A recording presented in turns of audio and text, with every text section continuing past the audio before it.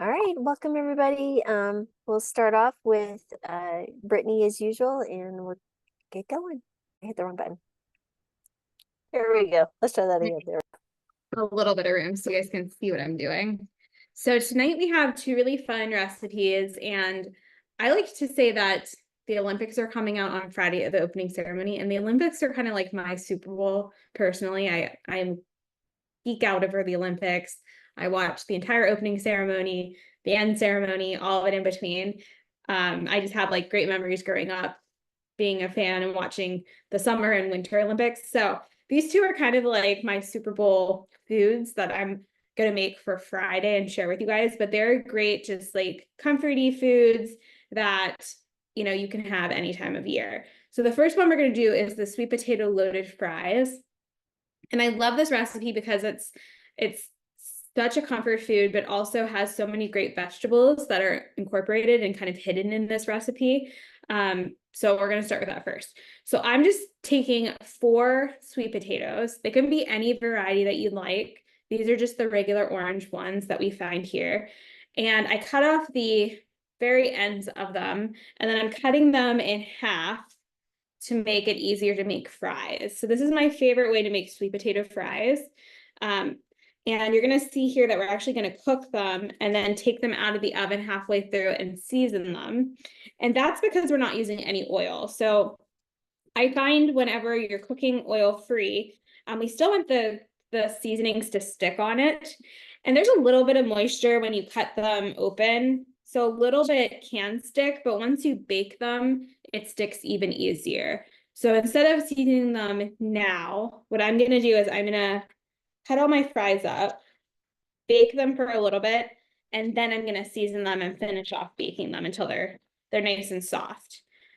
So just make sure this guy gets cut all the way through. All right, so now that they're all cut in half, 4 sweet potatoes makes quite a lot of fries. And you can always half this recipe if it's only like, if you're the only person having it, or even a fourth of it.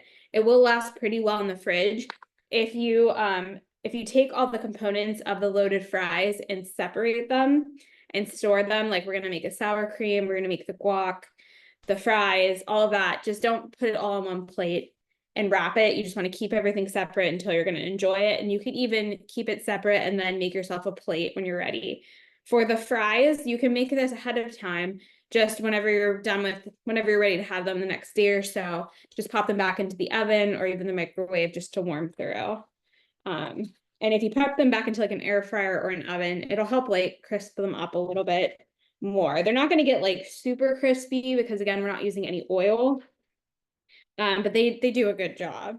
So I just kind of cut them into wedges, and then I leave the skins on. They're washed and dried, and then you can just make fry shapes out of them. And you kind of want to be somewhat consistent in size so they bake evenly. But if it's a little bit, if you have one fatter one skinnier one, it'll be okay. And I just put the flat edge on my cutting board just to make it a little easier to cut, kind of a wedge. And then this one's a little bit thick, so I can cut this one in half. And you'll just do that with all of your fries that you're gonna have. Now you can buy, there's like fry cutters that you can buy. With sweet potatoes, they are a little bit of they're harder than a potato. So I noticed that doesn't quite work so well with sweet potatoes. You really have to have a lot of manpower. And I have found that it like does a little bit and then gets stuck. So really using a sharp knife is the best ticket for them. So I'm just gonna plop them all in here. And I will try to speed this up a little bit. I'll get one of them cut and then we'll continue on and I'll finish the rest when we're doing the medical Q&A so you guys aren't watching me make fries. But again, that one's pretty good. This one's a little bit fatter, so I would cut this guy in half.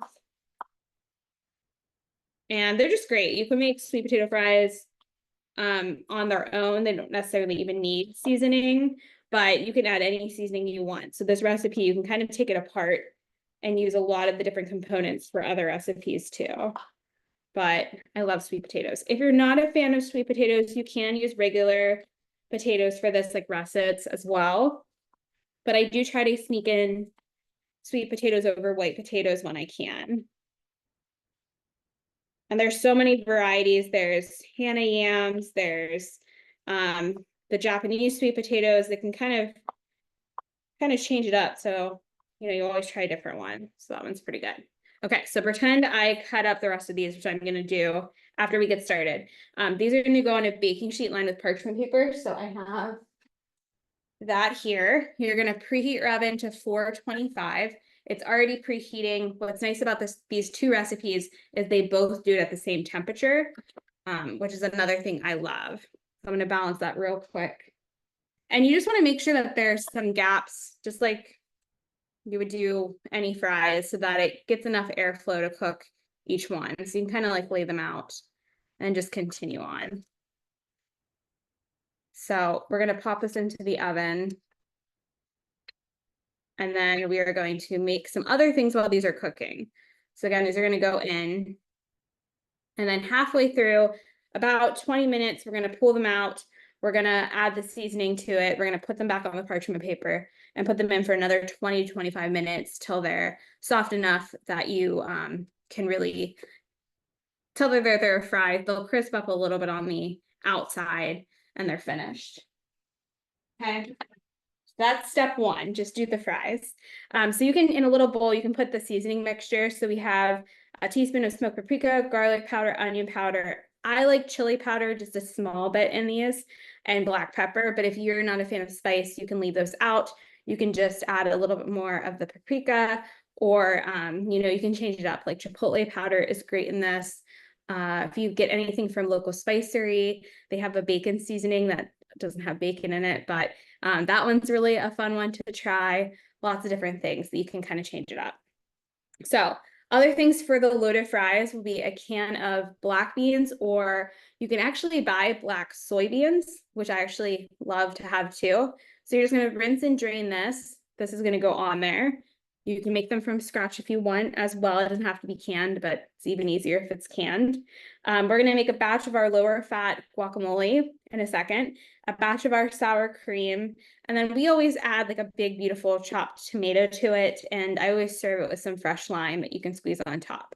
And then you just kind of assemble. So it would be your fries, your beans, you put in a scoop of your guacamole that we're going to make, a scoop of the sour cream or drizzled on, the tomato, and then the lime. So it really can be fun. And it's very fun to have with a group of people to serve on a platter. You can do it for the Olympics coming up on Friday, or you can do anytime like you're having a movie night or anything like that. This is kind of like the comfort food that we always kind of trend towards. So Deb's we're gonna asking, go ahead. sorry, one question. Deb's asking, can you air fry for a couple of minutes to add crispness to your after done baking? Yes, and you can even, if you have an air fryer, some of the air fryers don't hold a ton, but if you have like the Breville Smart Oven Air that has like the bigger tray, you can just bake it in your air fryer even. We don't have an air fryer here, so I just always bake this recipe. But if you do have an air fryer, that works great. So yep, you can pop it in. You probably can cut the time, so maybe do for 10 minutes, check on it, season it, and do for maybe 10 minutes more would be my suggestion, depending on your air fryer. But it's good halfway through just to check to make sure it's not overly cooked. For the guacamole, we're going to use a food processor. So you're going to grab that out and we're going to add everything in here. So it's super easy into it. So I have one avocado. This is like the world's smallest avocado that my husband picked up. Hopefully it's good. And we're also going to make it with peas. So this is a great way to sneak in peas and you still get some of that flavor. Is this good? Might be good. It's always, you never know. It's questionable. It's like on its last leg. We're still going to use it, but it's needs to be used up today. So you can add in one avocado of your size that you like, without the pit, without the skins, obviously, all of that goes in. And a little bit of avocado is going to give it that creaminess with adding in the peas to kind of lower in fat. You could do all avocado if you want, but I love to add peas to things. So about 2 cups of peas. If you use frozen peas, which are fantastic, you can find them all year round. Just let them thaw for a little bit before adding them to your food processor. So mine have been sitting here for a little bit. So about 2 cups of peas goes in. which is the rest of this bag. And this is nice because it still keeps it green. If you're trying to get in vegetables into your kids' diet too, with the avocado, it really can be nice to kind of sneak it in because it doesn't really have like a pea taste to it. It still tastes like guacamole because we're gonna add some other things. So we're gonna add in a teaspoon of lemon or lime juice. It's up to you for whatever you'd like to have. Let me grab I didn't pull it out, my lemon juice. Hey, Britt, would you ever add like cauliflower, like steamed cauliflower instead of peas? I'm curious, just because of it can be really creamy too. I haven't tried that with this one. I've tried it with dessert or smoothies. Let me find this real quick. And everybody, whatever questions you might have, you can just go ahead and put them in the Q&A box. That would be awesome. Thank you. I haven't added it to this recipe. I think cauliflower might make it too fibrous to it where you would tell, even if you steamed it. Now, I wouldn't necessarily mind that, but if you're trying to get somebody to like mask guacamole, they might know what's up with that. So you could try it. I always add cauliflower to like smoothies are great because that's kind of hidden, or even like nice cream or like desserty things like that. You can chuck it in there and you probably wouldn't know. So we buy like frozen cauliflower and sometimes I just add it to like vanilla and ice cream. And it sounds weird, but that one, it's pretty hidden. This, I feel like you might be able to tell. So you can do lemon or lime for this. It's like personal preference. I just kind of change it up. This also helps from it turning brown. So what's nice about this one with peas is it can stay good in your refrigerator for about 4 days without really turning like a yucky color. So if you're used to like opening up, if you ever made homemade guacamole without preservatives or anything like that, lemon juice or lime juice are great to really keep it from turning, because sometimes it can go quite brown pretty quickly from oxidizing when you make it. We're going to add in a little bit of miso paste. And again, this is going to make it taste like the guacamole we remember. So it's 1 teaspoon of miso paste. This is a really simple recipe. And then you can add in 1/4 of a cup of chopped red onion, or like if you don't have chopped red onion, you can just add in some onion powder. It's about a teaspoon of onion powder if you're going to go that route. If you don't have fresh onion, ready to go. And then we're just gonna pulse this until it's nice and smooth. And you can make it as chunky or smooth as you like. The longer you let it run, the smoother it's gonna get. And the larger avocado you put in it would make it a little bit smoother. So if you don't want it to be more on the chunky side, try to find like a normal, don't get the baby avocado like my husband. Try to get a normal size one or a larger one, because that does help the peas really get whipped. So I'm gonna blend this real quick. Super easy.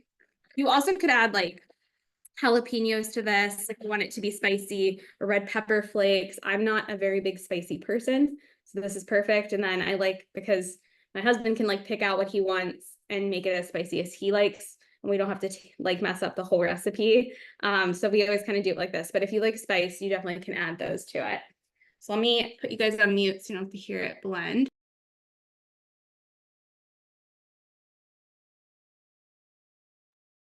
So what do you guys like to mix with your guac?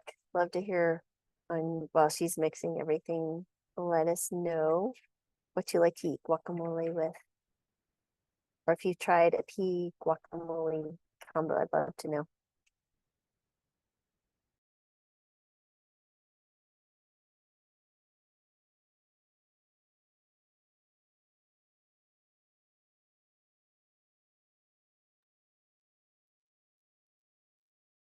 Question is, Brittany Girudi's cooking class Saturday, 7/27 1 p.m. a part of this group, or do I need to join a separate group for that?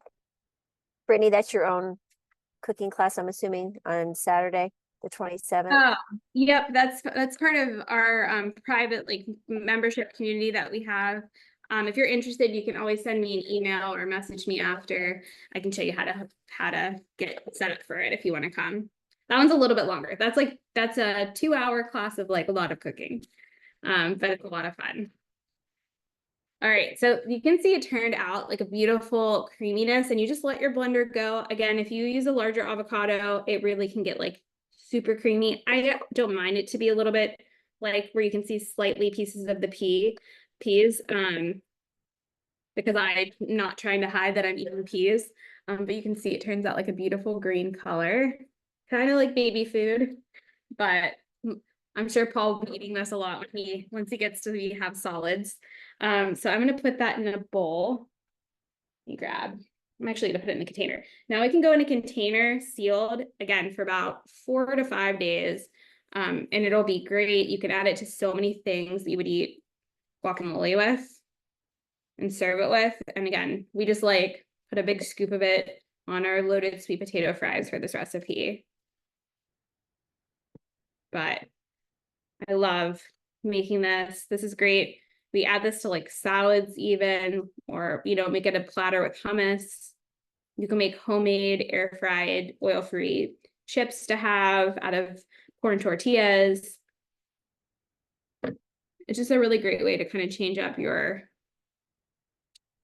guacamole. And again, a great way of getting in peas, which I feel like are an underrated vegetable. I don't really hear like too many people eating stuff with peas, but you can see how great that looks. And if you add in your chopped red onion, it gives it a lot of color too. It can give it a little bit more of a crunch if you want it like that. And again, you can put jalapenos or make it a little bit spicy.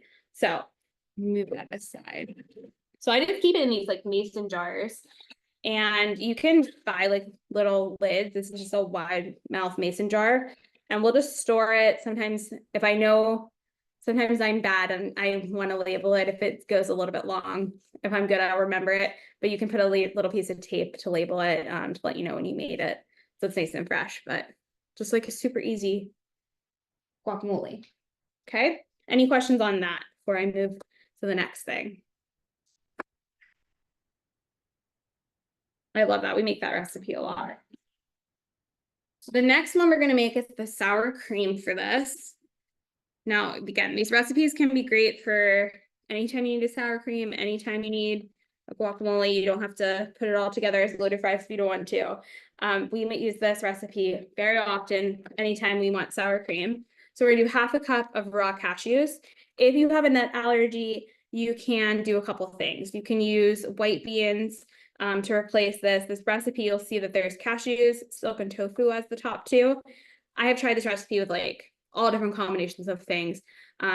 Cashews, white beans, sunflower seeds, all kind of go. Silken tofu can all kind of be interchangeable depending. And, depending on if you have an allergy, if you're trying to avoid something, you can kind of change it up. I personally think trying it all the different variations, that 1/2 cup of raw cashews and 1/2 cup of silken tofu get you the most similar to sour cream that people in your family are going to think of. Some people like to do this with like just white beans, and that works out great too. But if you're used to that, so you can kind of see what your family likes to do with this. There's lots of wiggle room. I also like kind of splitting it up 1/2 and 1/2 because you're getting different nutrients from both things. So the cashews give you something, the silken tofu give you something else. And it's kind of nice to split up some things to get some variety. But again, there's no right or wrong way of doing this. These can be interchangeable as well. So I have some raw cashews here, kind of getting down to the last of my bag. I'm gonna measure out 1/2 cup into my blender. All right, and then we're gonna do 1/2 cup of silken tofu. Now with silken tofu, Can I ask one question real quick before we move, keep going down this? Deb's asking, terrific color, do you have to worry about oxidizing like avocado only guac? You said it was delayed because you're adding.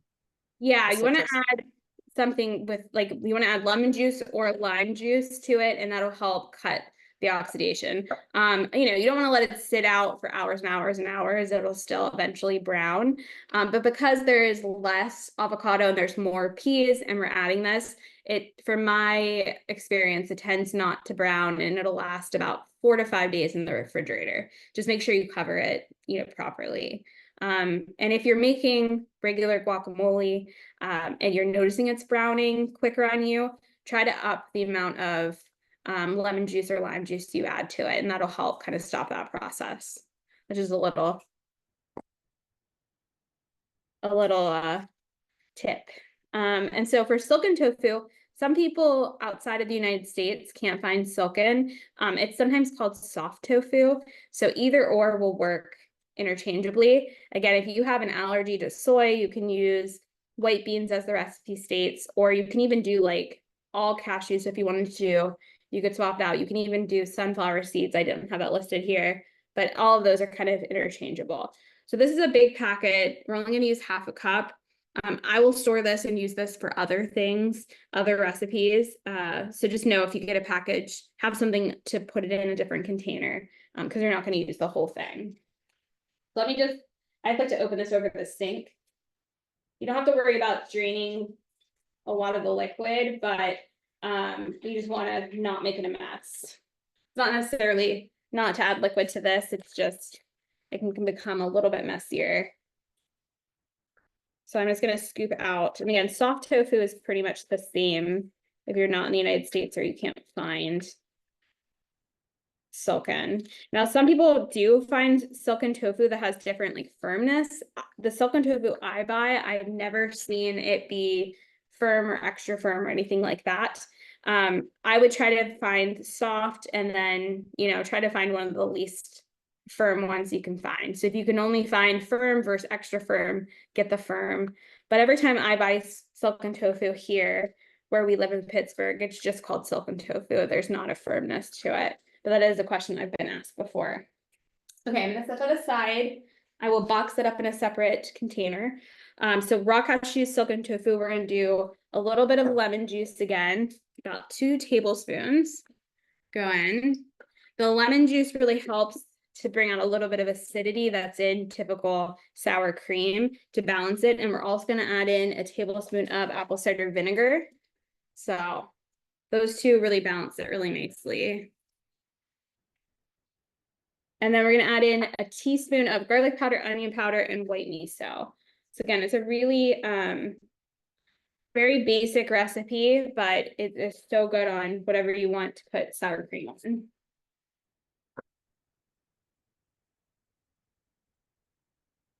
That's garlic powder. We're gonna do some onion powder. And the silken tofu is gonna help your blender blend everything really well. If you do all cashews, you probably want to add a little bit of plant milk because it's gonna need something to use as liquid. So just keep that in mind if you do change it up. The silken tofu and the white beans are soft, so that kind of helps process move it along. If you have a narrow base to a blender, this recipe works better. If it's a really wide blender, you could even double this recipe, or you can grab a little plant milk on the side just to kind of help. Sometimes those wide mouth ones have a trouble getting smaller amounts of things. So if you have like a Ninja Bullet little guy, that would work great, or anything in the smaller sense, because this isn't a huge amount of ingredients to be added to blend, but we still want it to be nice and smooth. Okay, let me meet you guys one more time.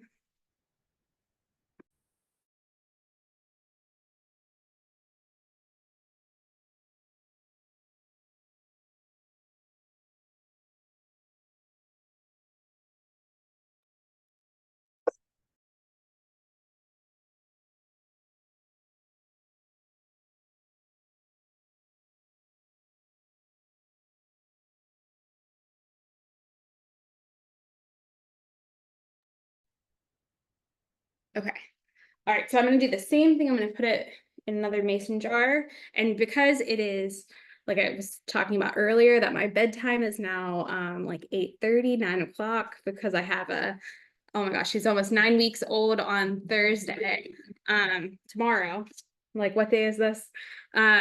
We go to bed so early. So this will be for tomorrow. So I'm prepping a lot of this ahead of time. So I'm just gonna store these in the refrigerator, and then tomorrow I'll pop the sweet potato fries back into the oven and get those ready and then assemble. So you just want everything to be thick but blended well. So when you're doing this, you don't want it to be watery, so you can kind of play around. Again, if you're doing all cashews, I would add 2 tablespoons at a time of a plant milk, just to get your blender moving. But you still, like, sour cream is you'll see, it's a very like thick texture to it, so you don't want to make it too watery. However, like with cooking and everything, you can fix any problem I find in cooking. So if yours does get too watery, if you accidentally added too much plant milk, you could always add a little bit more of the cashews to kind of even it out, and then just make it a larger serving. So there's always room to fix it. And then I like to drizzle this onto our loaded sweet potato fries. You can grab a little squeeze bottle to make it really fancy, or you can use a fork to drizzle it or a spoon, but it's really nice. And you can even have this set up as a station and let everyone assemble and kind of add, you know, how much they want of each item as well. Kind of like you can even do like a loaded potato party with fries. Okay. So you guys can see, it makes quite less than the guacamole. It's much less than that, but it's nice and thick and looks like sour cream, right? And tastes like sour cream. So this is another really good one just to put in your back pocket anytime you're needing a sour cream recipe. And I just, again, have different lids that I store in the fridge. So those two will be ready to go for tomorrow. It's super easy. And again, we're just opening a can of beans, rinsing it, adding in a chopped, we always add a chopped tomato to it. You can even do cherry tomatoes if you want. And you can add other things. Like sometimes I add cabbage to it, like shredded cabbage. You know, have fun with it. You can add some kale to it that's chopped. You know, you can think outside the box for loaded fries. So any questions on that recipe? Again, cook your sweet potato fries, 20 minutes, take it out, season them. I grab a bowl and just like gently toss it, put them back on there to finish baking, and then you're just assembling and it's pretty much all done from there. Okay, any questions before I quickly move to the next one? Because we're running out of time for these were two big ones, but I promise the next one will be quick. Okay. All right, I don't see any coming. All right, so the next one is barbecue tempeh. Now, tempeh is one of those things that I feel like a lot of people either like or aren't a fan of. But tempeh, I feel like kind of gets a bad rap. It's so good, and you can make it tons of different ways. And the ways I'm going to show you today is like one of my all-time favorites to have. It's going to be barbecue style. So really it just tastes just like tofu. It tastes like whatever you season it as, especially if you season it with like a sauce. So I love doing this. Tempeh is fantastic. If you think about tempeh, we've talked about it before in the Healing Kitchen, that the whole soybean, then it goes to soy curls, which are just dehydrated soybeans.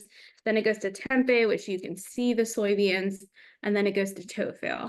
But they're all excellent. And I try to eat tempeh or tofu and soy almost daily because I'm trying to reduce my risk for breast cancer long term.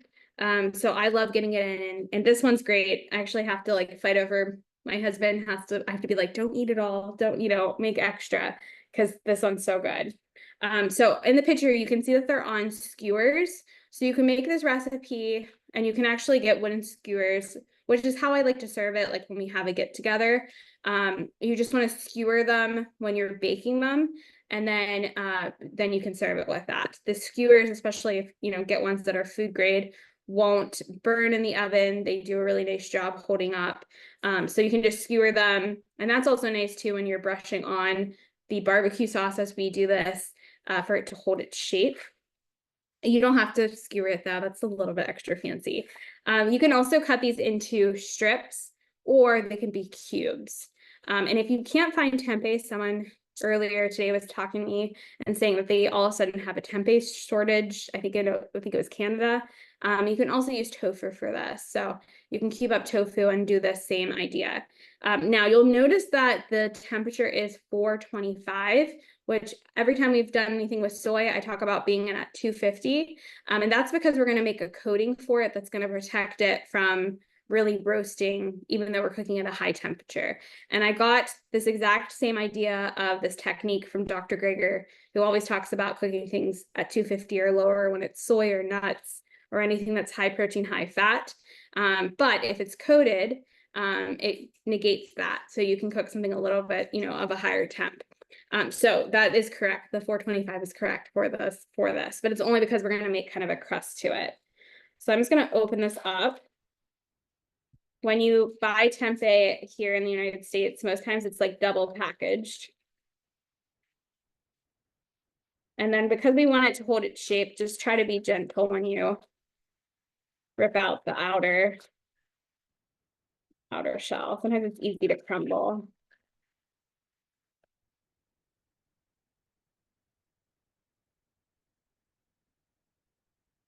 And tempeh is so good if you haven't done like a bolognese, if you're doing anything with like replacement of like ground beef. We use tempeh because it has a very similar texture. Some scissors to try to get this off.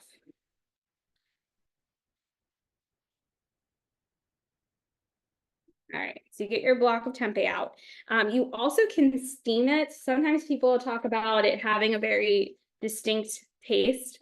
I don't know if it's like cilantro, where it's like the gene that makes you either like have that taste or not, because every different brand I've found with tempeh, I have never found that to be true for myself.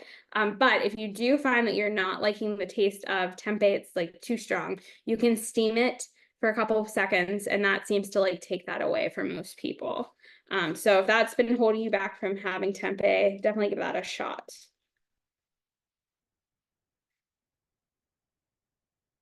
I'm gonna real carefully open this guy up. So try to get it out like relatively in one piece. Because it's the whole soybean, you can see them. Sometimes it's easy for it to crumble. All right, so you can do strips or cubes.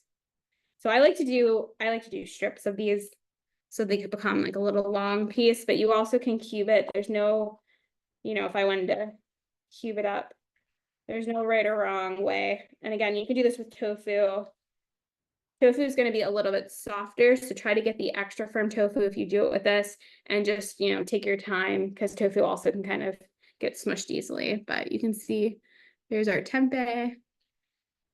So I'm going to finish cutting this up real quick, and we're going to make a crust for it in our barbecue sauce. Okay, so it can all sit on the side for a second. Real quick, I'm going to whip up the barbecue sauce. So you can use a blender. Again, if you have a NutriBullet, that's great. Or if you have like the little baby food one for the Vitamix, that works. However, if you don't want to use garlic cloves, let's say like you don't have garlic cloves and you don't want to use your blender, maybe you're in an RV and you want to avoid that, you can use garlic powder. So a teaspoon of garlic powder is fine too. So either one works if you want to actually chuck in and blend. Everything else is very soft in this recipe, so it'll mix up just how we're going to do it today. So I have a 7-ounce jar of tomato paste here, and I've already added the water to this. So at the very bottom, you'll see that a tablespoon of water gets added just to kind of change the consistency. So I already did that to this, and it has been sitting here.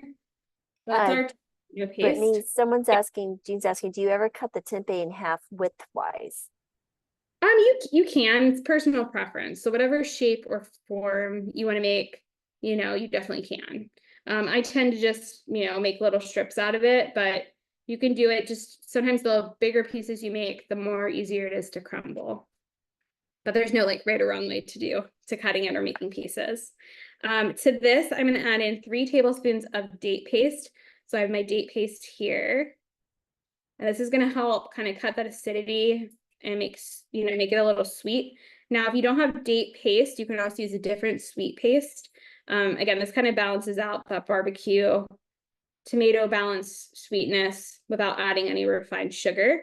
For this, we're also going to add in, we have miso, apple cider vinegar, lemon juice. We're going to use garlic powder today, onion powder, smoked paprika, and then I also like blackstrap molasses for my barbecue sauce because it also helps with the acidity, it helps balance flavor. So I'm going to add the rest of that to this. So about a tablespoon of blackstrap molasses.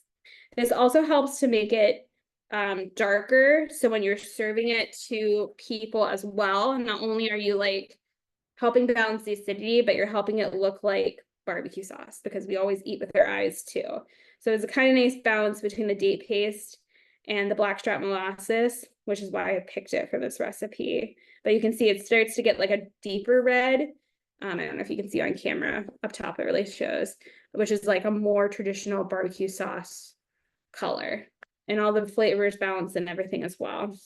And we're gonna add in the white miso, about 2 tablespoons goes in.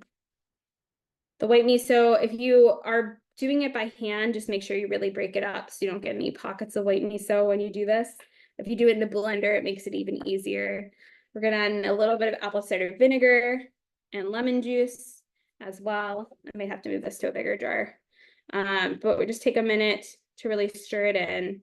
Again, if you are using garlic powder instead of garlic cloves, it's not too bad. Just takes a couple minutes. So add a little bit of lemon juice, our apple cider vinegar. I've made this recipe hundreds of times. It's our favorite barbecue sauce. You can eat it on plant-based burgers, you know, whatever you'd like. We sometimes always have like a little jar of this in the fridge too. It keeps, again, for around about 5-6 days, and you can add it to whatever you'd like barbecue sauce. And then we're gonna do garlic powder, onion powder, smoked paprika, and that is it. So really easy. So this is gonna marinate when we go to coat it and we toss it.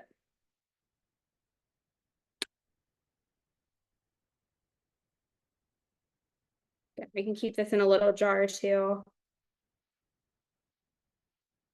And there you have a beautiful barbecue sauce. So really quick, I'm gonna do the next part really fast so we have time to move on. And then I'll keep kind of putting things away. What I do for this is we're gonna make that coating so you can cook it at a high temp, but also it's a breading. So I'm gonna move this guy out and make this. So the next part is we're going to use 1/2 cup of cornmeal or breadcrumbs. Your breadcrumbs could also be those lupin bean breadcrumbs I showed last week.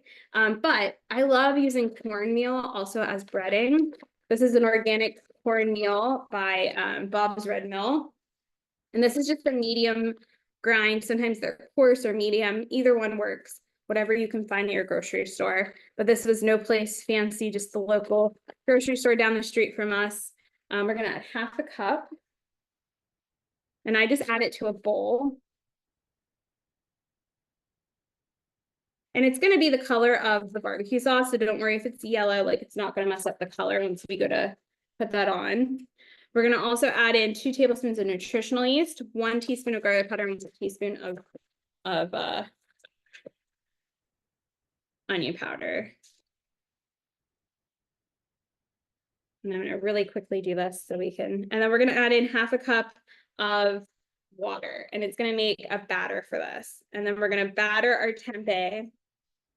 We're gonna cook it. We're gonna add 1/2 of the amount of barbecue sauce that we've done, bake it, and then at the end, I like to personally grab a brush and brush it on because sometimes the barbecue sauce like soaks into the tempeh, but I like when it's like more like glistening when you go to serve it. So I like extra barbecue sauce in ours. So it's great to bake it in the batter, but then to do like a fresh coat on top as well. So I'm gonna add 1/2 cup of water to this to make a little bit of a paste.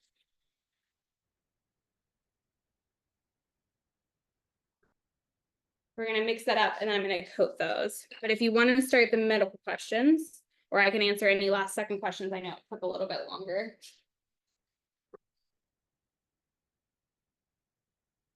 You can see it makes like a really nice batter. Just mix it in for a second. Okay. Yeah, it's delicious. I will put us on so everybody can watch gallery. Okay, perfect. They can continue to watch you. Okay. Okay. So Janie's asking on this side, I'm just going to do a little bit of a side, what part of the country I'm in right now. Yesterday I was in Kansas, today I'm in Colorado. We'll be here through August 10th, and then we're heading back to California for a little bit, and then a variety of places after that. So that's where I'm at, Fort Collins in the KOA up here. It's really pretty, but really hot. It's supposed to be 100 degrees tomorrow. So that, but what can you do? Okay. So Connie's asking, do you lose muscle mass? Sorry, there's a little fly. Dad, do you lose muscle mass if you only work out twice a week? I heard you can lose muscle mass after 3 days of being inactive. Is there a certain number of days you should work out, like every other day or something? And what if you do cardio and weight training, but alternate every other day? Do you lose gains? Okay. So those are great questions. So when you think about working out frequency and muscle mass retention, there's a few different things you need to take into consideration. First of all is, training volume, right? So versus your frequency. So when you look at the research, really training volume, meaning is more crucial than frequency for muscle mass and strength. So training, let's say 2 to 3 times per week with, the equivalent volume, meaning the number of reps and the like the weights that you're doing, shows similar improvements in muscle mass and strength. So that's important. The other piece to this is, remember, dietary rate is consuming enough protein. So you want to consume adequate protein distributed across your meals, but specifically you want to hang around 1 gram to 1.4 grams per kilogram of body weight, of your ideal body weight. That will help you maintain the muscle and make sure the muscle has enough to actually grow. Hydration is really important. It allows, when you're hydrating, the cells actually have the ability to make the protein that they need. So it's really interesting about hydration. So what is the D training you're worrying about? The cessation of training, basically. Well, it can over time, but gains can be maintained for like certain period, like post-training race. So really, training frequency impacts the speed of muscle loss. So more frequent training will show better retention. But I don't know anything about 3 days specifically. When you look about high versus low frequency training, I don't think it's necessarily benefit one or the other, as long as the weekly volume is matched, right? So let's say that you had someone who was working out 5 days a week, but lower volume, versus someone who's doing 2 or 3 days a week, doing higher volume. It's going to be negotiable as far, like negligible as far as, the gains there. And then alternating cardio and weight training actually can help maintain overall fitness, but without losing muscle gains, because you're giving your muscle a chance to rest and recover, so it'll be stronger for the next. So hope that makes sense. Jean was asking, she takes is this 50? Okay, here we go. 50 micrograms of levothyroxine and 30 milligrams of Armour thyroid for my Hashimoto's. That's interesting, you're taking both of those. The pharmacy substituted 30 milligrams of Ethiza because they said they can't get Armour right now. Ethiza literature said not to have calcium within 4 hours of taking the pill. Should I substitute instead, as I want to have soy milk at breakfast? I haven't had a thyroid panel since August of 2022. First of all, you need a panel. That's very important. If you're on medications for your thyroid, you should be minimally tested once a year if everything's stable, more frequently if you have change of medication. So let's look at this. So when you think about, you're taking levothyroxine, which is synthetic, and Armour, I'm not sure why you would do both. I would honestly prefer someone do the synthetic, the levothyroxine. That's what I've been on for 28 years now. And the reason I'm saying that is that when you look at things like Armour thyroid or the Ethiza, which is also what they describe as a desiccated thyroid, it's actually made from pigs, right? So they basically grind up the thyroid glands of pigs, and that's how they make it. And when you look at that, the ratio of T4 and T3, so T4 is what your thyroid makes a little bit of T3, and then in the peripheral tissues, once it's delivered, the T4 is turned into T3. T4 is also levothyroxine by itself. You can't take another synthetic T3 if need be. So T3 is really interesting because it's a very short-lived in the body. So to measure T3 doesn't really have a lot of clinical value. There's been a handful of patients that I've had that I've converted to a synthetic. Well, they were already on, let's say, just T4, but I put them on T4 and T3. They're a unique bunch. I don't necessarily need to go into that, but I would suggest, Jean, avoiding the animal armor. I'm just like not a fan because the ratios are wrong for humans, number one, and it's pig porcine gland. And you need tested for, if you haven't been tested since 2022. You showed your panel, this panel looks fine. But again, you're having changes to medications. It's been, almost 2 years. You definitely need to have that tested. There are consequences to having too little or too much thyroid.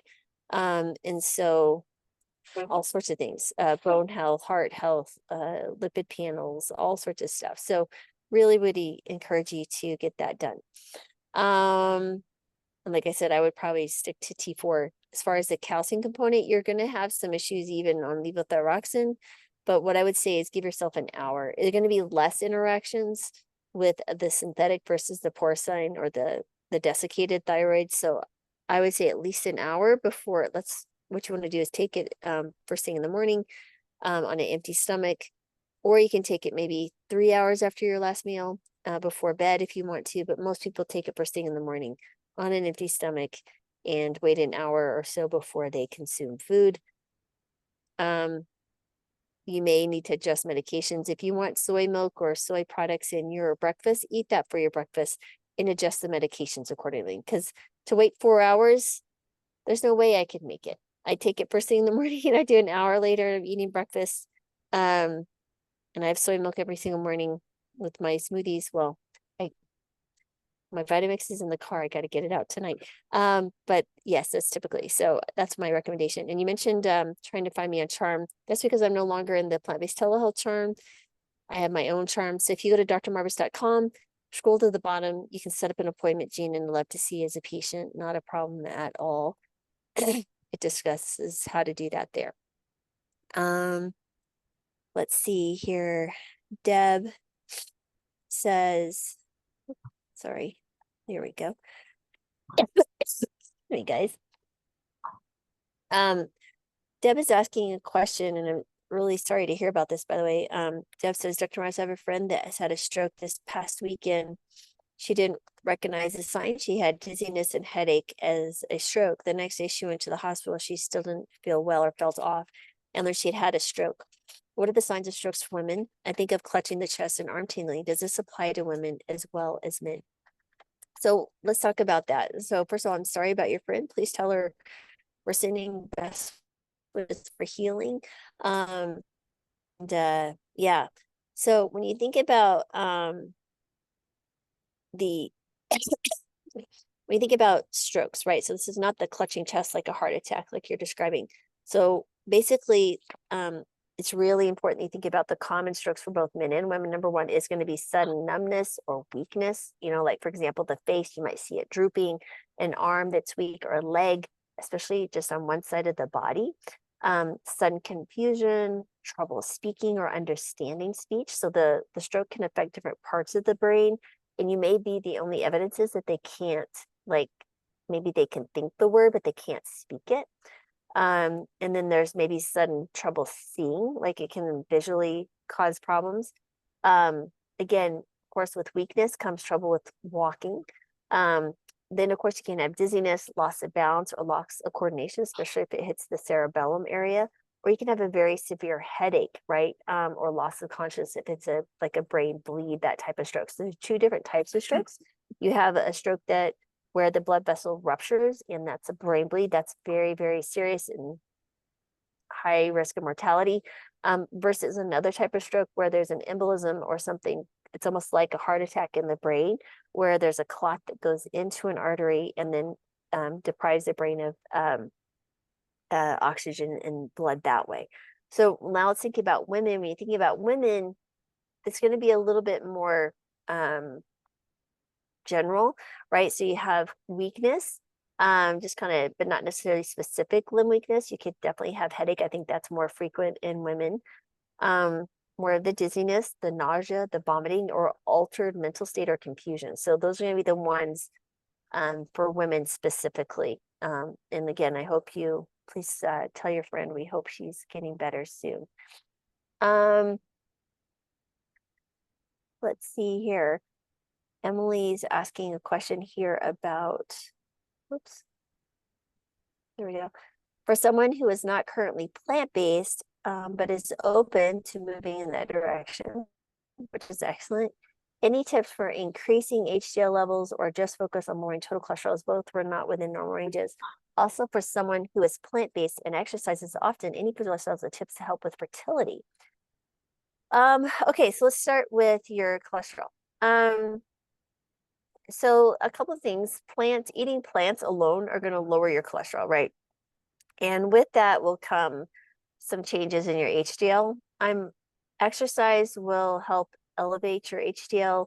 If there's someone going through menopause, what I've seen is that when we put someone back on, let's say, hormone therapy, if they choose to engage with that, that will increase your HDL. But anything that you can do to improve their diet and leaning more towards plants is fantastic. That's going to be very helpful. Soluble fiber like oats, barley, beans, lentils, certain fruits and fibers can lower the cholesterol because they basically bind the bile salts, which help absorb the fat, and they bind the cholesterol and they grab it and they escort it out the other end. So things like the oatmeal is really important. And someone asked another question on my YouTube channel about cooked versus raw, and you want it cooked because that will give you the greater benefit from the standpoint of cholesterol lowering. Certain nuts and seeds, particularly walnuts, have shown to improve lipid panels, right? So increasing your HDL and lowering your LDL. Soy protein, again, soy products like we're just beautiful tempeh, that we're building tonight with Brittany. I'm a huge fan of. I look at I have two tiers of soy products. You have your things like the whole soybean, soy curls, tempeh, or edamame. These have more of the isoflavones or the phytoestrogens that give you the benefit that people are looking for. Excuse me. And then you have the second tier, which is still very helpful, but has half the amount or so of the isoflavones that are so helpful, which is the tofu, the soy milk, and things like that. So yeah, take that for what you are there. Plus, it's a great source of protein. And of course, whole grains, brown rice, quinoa, whole wheat products have been shown to help with that. Now, as far as fertility on a plant-based diet, really, you just want to make sure they're getting all the really important micronutrients like the folate, the iron, the zinc, the B12, which are really important. So things like leafy greens, legumes, nuts, seeds, that can be very helpful. Healthy fats, right? Like avocados, nuts, and seeds are going to be very helpful for hormone production. Omega fatty acids from like ground flax seeds, chia, walnuts. You might want to take a supplement of the algae omegas if you're low.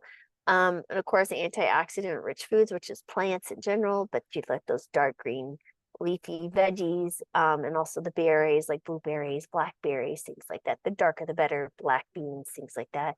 Helping maintain a healthy weight. So if they're overweight, that could be an issue. And then minimizing stress. I think we underestimate the amount of stress and what it can do to your overall well-being. So that would be my suggestion there. Yep. Okay. Next is Joy's question. You're welcome, Emily. I was just diagnosed with acute DVT in the left calf. It's small in a peripheral vessel. Okay. No symptoms except slight pains in both my legs in random places. I'm on Eliquis. I would like to know why this happened. My lipid profile has made my cardiologist very happy. I have not been traveling via long plane or car rides. Is this preventable? I follow a strict whole food plant-based diet. Thank you. You're welcome, Joy. So first of all, DVTs or deep vein thrombosis can occur in individuals who even lead a healthy lifestyle, right? So just because you lead a healthy lifestyle doesn't mean you would be automatically exempt from this. Just like you could still get COVID, you could still get cancer. Things happen. You're at a lower risk, but you're still at a risk just because you're a living human being. Okay, so don't feel bad about that. Like there's something you did, but let's talk about the potential causes, right? And some of the preventive measures you could do. So when you think about it, there's certainly some genetic factors. So certain genetic predispositions can increase the risk of DVT, including like clotting disorders like factor V Leiden. There's another one for the prothrombin gene. And what those do, those mess with the clotting cascade And so that can be effective. Your risk there, inflammation, oxidative stress, right? So, things that could be occurring to that, immobility, of course, which you talked about. You said you didn't do a long car ride, but sometimes inability or immobility, like after surgery, if someone had, let's say, a leg surgery and they were put in a cast, that can affect it. Hormonal factors can be increased risk of certain, like, if you birth control, certain types of estrogen, like oral and specifically, not necessarily so much the transdermal. Age and gender, right? So it varies between age and gender. Prevention, of course, is everything that you probably already do. The activities, exercise, hydration, your diet, eating healthy. Sometimes you may want to do a compression stockings, especially if you have varicose veins. So sometimes the blood return is not so good in varicose veins. That could be an issue.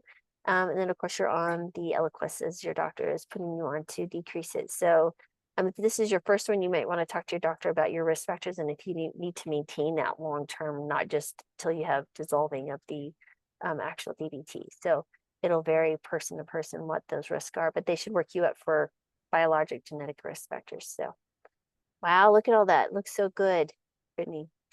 Yeah, so they just came out of the oven. So what I would do now is I would coat them in the barbecue sauce, not all of it. You can put it in a bowl and just gently roll it. And if you do skewers, it becomes way less messy for everything. So you might want to do skewers. They're fun to eat as well. So do half of them, pop them back into the oven for 10 more minutes. And then when it comes out, I like to just brush on the remaining amount just so it has a little bit of glaze. But this is just the breading to show you guys, but it makes like such a nice like little crust. It's very hot. Let it cool, and then like I said, put it into half the barbecue sauce, cook it for another 10 minutes, pull it out, let it rest for a couple minutes, and then brush on the remainder. But they're so good. You could literally make them into little cubes. They can be strips. You could do this with tofu. And because you're coating them in a mixture, you don't have to worry about it being cooked at 250. They can even be, cooked higher than that. So if you're ever cooking soy, keep that in mind. If you make like a breading to it, you can cook it higher.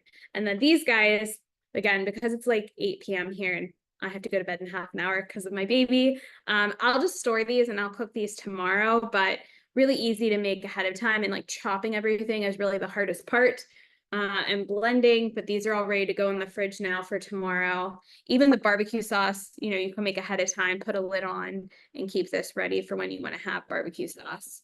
But super easy, kind of snacky, Olympic Super Bowl foods that we love. That all sounds delicious. Oh my goodness. I'm not sure I could put on the oven and the heat, but I will think about it. So let me add, there's a few final questions here. And sorry, I have allergies or something. I don't know what's going on here. But Megan's asking, I had my blood pressure taken today and it was 96/60. I have an infection and recently donated blood last Thursday. The doctor was not too concerned. I'm wondering, are there nutritional recommendations to raise blood pressure? It really depends, Megan, number one, on your body frame. So if you are a smaller person, that may be normal for you. My blood pressures will run even recently at the dentist, and I've had quite a few dentist visits more recently, was like 106 over like 60. So, and I'm 5'7". So really just depends on you as a smaller person. Brittany, now that your blood pressure is normalized, do you probably run sometimes under 100? Definitely. Yeah, it's Okay. it's be anywhere from usually I'm like around 100 to 110 is what I run personally, but my lower number has been I've seen it like 58 even. So yeah, it kind of varies. Megan's 5'10". All right. So when we think about low blood pressure, it also depends if you're symptomatic or not. But if you're symptomatic, that can be an issue. So of course, sodium can increase your blood pressure. Sometimes people may have some issues with their sodium being low. Staying hydrated, small frequent meals. There's of course caffeine. Make sure your B12 and folate are good. Make sure you have enough of that to rebuild that blood that you donated. It very well could just be related to loss of blood from the donation. So really important to stay hydrated, eating enough food that's rich in iron, and then really replacing that. So that would be my recommendation for you, avoiding alcohol as well, because that can also lower blood pressure. Let's see here. We have this other question. Let me get this one. Okay. All right. Rosalind's asking, how does stress prevent weight loss? I've been eating plant-based and lost about 14 pounds in the first couple of months, which is awesome. But now 3 months later, I'm plateaued. Even when cutting back on nuts, seeds, avocados, and potatoes, my job is very stressful. I don't sleep well since menopause. Oh, I've heard it may be my weight isn't budging and was curious by stress and or lack of sleep from weight loss. It's also suggestions on what to try next. Yeah, Marlon, this is fantastic questions. So first of all, when you think about your weight loss journey in menopause, it's one of my favorite things to talk about. So let's talk about stress and weight loss, right? So chronic stress triggers, number one, the release of cortisol, right? So that's the hormone that can lead to increased appetite, cravings, different things. Of course, that hormonal imbalance can make it harder to lose weight. Stress can also lead to emotional eating, but there's other things that are occurring. Lack of sleep, right? So insufficient sleep affects the balance of your hormones, of course, with the eating, but it also affects how your body processes glucose, and that can lead to weight gain because you're less insulin sensitive, right? So it's hard to say with a stressful job that's not going to go away. Of course, I'm always recommending maybe you need a different job, or I don't know if you can. But let's try it. What's next, right? So let's do stress management, because if stress is the cause or one of the things, the only other thing I would say is, besides that, is measure, right? If it's not measured, it's not managed. So look at your calorie intake and do a slight calorie deficit, maybe 200 calories per day, and see if that doesn't move the needle for you. So what I mean by that is, one, you want to do high protein, low glycemic foods. So these are going to be a variety of different things. You could do more vegetables, more beans, legumes, things like that. Those are higher protein, also lower glycemic foods. And then calculate what your needs are, but make sure you're getting that higher protein foods, because that will maintain your muscle mass, which is your metabolic powerhouse, right? So that'll help you with your weight loss. And so, as far as dealing with stress, maybe there's some meditation or mindfulness activities that you could do. Exercise also is a natural stress reliever. It actually can decrease your cortisol levels. And then again, it's one thing to try to have antidotes to the stress that you're dealing with, but go to the root problem of the stress. I don't know, again, what your personal situation is, but dealing with that stress at work might be again, I don't know all the details, but you want to work on your sleep, right? So when you're going to rest, understanding that you have a good routine, right? So try to go to bed and wake up at the same time every day, because you're going to have a natural internal clock. Create a sleep-friendly environment, avoid stimulants, and then relaxation is going to be really, really important. Our own business and sales are slow now. Okay, gotcha. Yeah, there's no so much, you can't walk away from your own business, so I totally appreciate that. So as far as the focus is understanding that it's a matter of perspective, right? So the stress that comes from lack of cells, again, if you can think of it this way, as, are there other opportunities, right? So just looking at whatever the problems are and looking at those, looking outside it. So maybe this is our chance to maybe revamp or look at different products. Again, just coming from the entrepreneurial side, that is certainly what we've had to do when we had our own business and new businesses that. So again, just throwing out some ideas for you, but really learning how to deal with the stress and leaving work at work if you can. Can't really so much when you're running your own business, but what can you do that helps you relax, right? So if you find something that you enjoy, maybe it's crocheting or running or walking or swimming or whatever it is, do that as much as you can. But really, really, really important is really trying to get the dietary switches. And if you have a problem with menopause, if you have openness to it, you might be a candidate for hormone replacement therapy, even if it's for a shorter period of time to kind of get you through this period. That might benefit you tremendously. There's certainly several different options that you could work through. So that would be my next step, because that would also probably help with the weight loss. So yeah, that's a kind of a tough situation, and try to answer generally is a little bit hard. But that would be my recommendations for you. low glycemic, um, higher protein with a slight caloric deficit. And then I'll just make this the last question here, guys. I got another call here I got to do, but someone's asking, is pernicious anemia caused by H. pylori? Is it possible to reverse it or get rid of H. pylori? So pernicious anemia is often caused by B12 deficiency, but that's because the body can't absorb the vitamin, right? Because it's frequently related to, it can be related to autoimmune gastritis, but understanding, let's talk about the pernicious anemia, right? So when you have an H. pylori infection, that can lead to what we call that atrophic gastritis, which can then progress to pernicious anemia, right? So the other thing is that you want to make sure that you don't have the genetics components. Is there reversal? Potentially, right? So if you eradicate the H. pylori, that may allow the gastric mucosa to improve. And it really will depend on the antibody titers and the intrinsic factors and all those different things. So I would say, yes, I would move in that direction, getting the H. pylori cared for. You may see a reversal of it. But yeah, if you get rid of the H. pylori, that absolutely could, just because of the atrophic gastritis, which can lead to pernicious anemia. There's a long chain of events that are occurring here. All right, guys. I'm going to jump off here now. Any other final comments or anything, please let us know in the Facebook group. Post your pictures. We love having you guys. And Brittany, I hope you get some rest this evening. Thanks for always, everyone. Bye, guys.